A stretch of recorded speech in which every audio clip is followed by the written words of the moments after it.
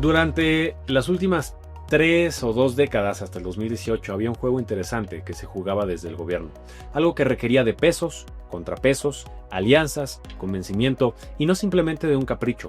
Este juego era el de legislar. Y hablo de juego no como algo despectivo, sino como la única forma de explicar algo tan complejo. Legislar era una forma clara de colocar los pesos y contrapesos, trabajos, uniones, alianzas y obligaba a los legisladores a convencer a alguien más, no solo a su propio partido, sino a otros partidos, legisladores, trabajadores, sindicatos, y tenía una visión en la que, para que este convencimiento tuviera lugar, se tenía que trabajar más de cerca de la realidad, porque si no, legislar era imposible. Hoy, legislar se ha disminuido a lo que diga la bancada en el poder, lo que es tristemente minúsculo y hace que mucha legislación pase sin un estudio, sin un diálogo con la ciudadanía, sin ni siquiera con un toque de realidad, haciendo que la ley se aleje de lo que tenía que ser y que se aleje más de lo que quieren que sea desde un solo lado de la balanza. Pero la ley es una cosa y la realidad es otra. Entonces me hago las siguientes preguntas. ¿Se hace lo que la ley dice? ¿Se necesitan contrapesos políticos? ¿La realidad es necesaria para legislar? Salgamos del romanticismo un momento. Es claro que aunque antes legislar era un juego complejo que describí con anterioridad, la realidad es que a veces se imponía y este juego de pesos y contrapesos no aseguraba que la ley fuera ni pegada totalmente a la realidad, ni que una vez aprobada se obedeciera. Un problema que siempre ha tenido México es que no sabemos a veces ni qué leyes hemos tenido que obedecer. Este problema se ha potenciado más aún, pero llegaremos a esto un poco más adelante. De hecho, a lo largo de la historia, desde la Constitución de 1917, México fue referencia de la revolución en el ámbito legislativo. Era la constitución más innovadora de su época. Cientos de países la usaron como referencia para hacer un trabajo nuevo. Tal vez no igual, pero marcó una época en las leyes del mundo, lo que puso a México en el mapa de lo legislativo. Pero esa gloria duró muy poco realmente, ya que aunque fuera muy revolucionaria la Constitución, no había manera en la que las leyes se cumplieran a cabalidad. Es más, tenía el problema de que era tan revolucionaria que se encontró mucha resistencia que perduró y perdura hasta el día de hoy.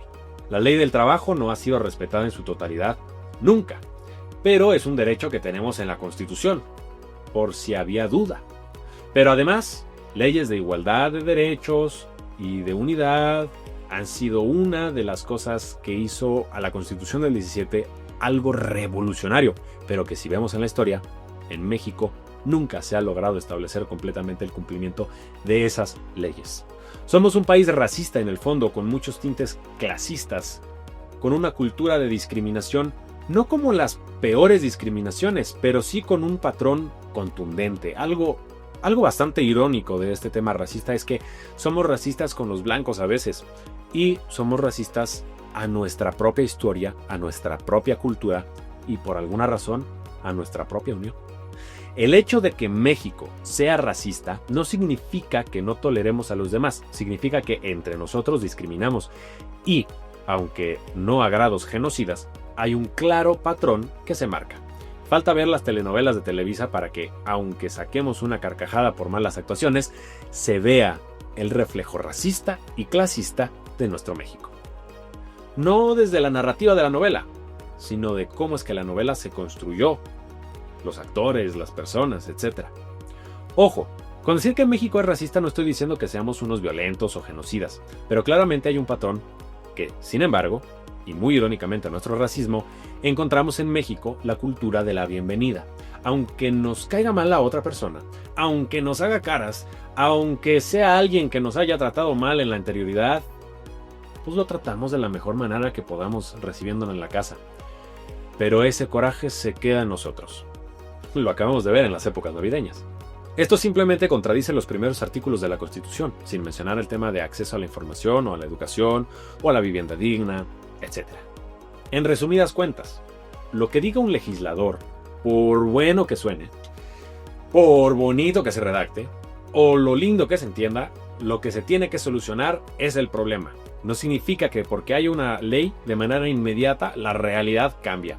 La ley tiene que adaptarse a la realidad para poder ayudarla, y eso es algo que siempre, a lo largo de la historia mexicana, ha fallado consistentemente. Vamos a pasar entonces en lo que se supone es el proceso legislativo. A partir de los años 90, los procesos de legislación federales, podíamos encontrar una nueva cultura legislativa, la cultura del convencimiento, a la que México no había estado acostumbrado y pues que era nuevo.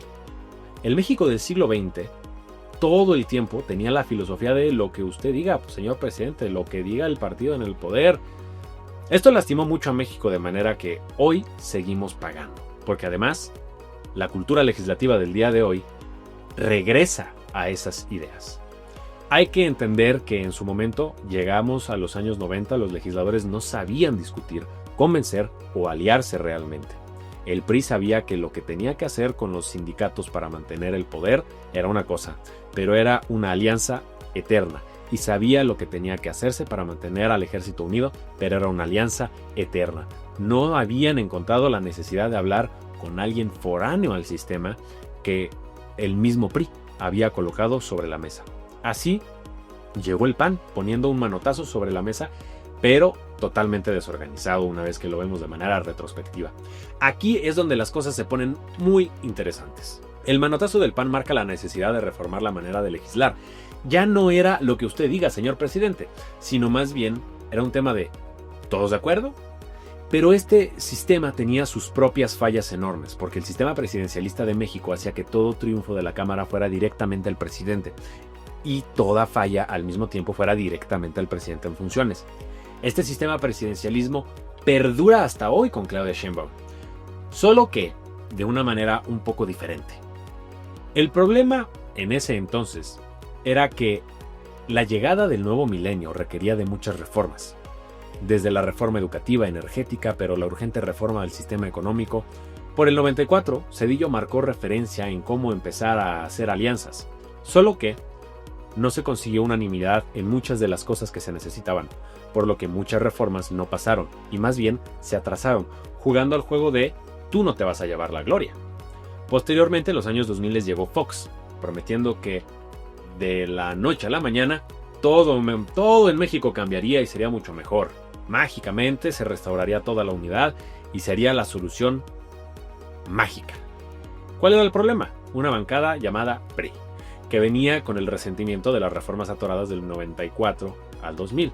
Con Fox, todas las reformas importantes que se tenían que hacer fueron detenidas por caprichos de los legisladores. Esto era no solo un problema, era un capricho que le costó a México años de atraso legislativo. Año tras año pasó lo mismo. Se pateaba la reforma y volvían a negarla. La reforma energética se atrasó, la reforma educativa pasaba de a cachitos y lo que necesitaba México era la contundencia que antes el PRI tenía para no quedarse atrás en una época que requería movimiento constante. La entrada del Internet a la vida privada y pública por igual, una velocidad informativa sin precedentes y una vida humana interconectada como nunca antes se había visto, que permitió a la gente enterarse de las cosas antes de que el mismo gobierno o el mismo presidente pudiera hacer un plan de defensa, a diferencia de lo que pasaba antaño con el PRI, que controlaba la salida de información con sus propios periodistas. Además, periodistas selectos tenía el PRI. Años pasaron, llegó Calderón, un hombre severamente inteligente como lo era corajudo. Hizo lo que creyó necesario en el ámbito de seguridad, pero las reformas continuaron sin pasar. Costó otros 6 años de atraso para que a este punto las reformas más importantes llevaran más de una década de retraso, lo que colocaba a México en una encrucijada, porque además de muchos de estos paquetes legislativos importantes, no podía caminarse más hasta que se aprobara la versión anterior. Y aunque todos sabían que era importante que estos paquetes salieran, nadie quería que el otro se llevara la gloria si salía bien. Pero además ya teníamos otros problemas, sobre todo en la reforma educativa. Así tardaron casi 20 años en encontrar una solución mágica, una alianza. Ni tú ni yo, sino ambos.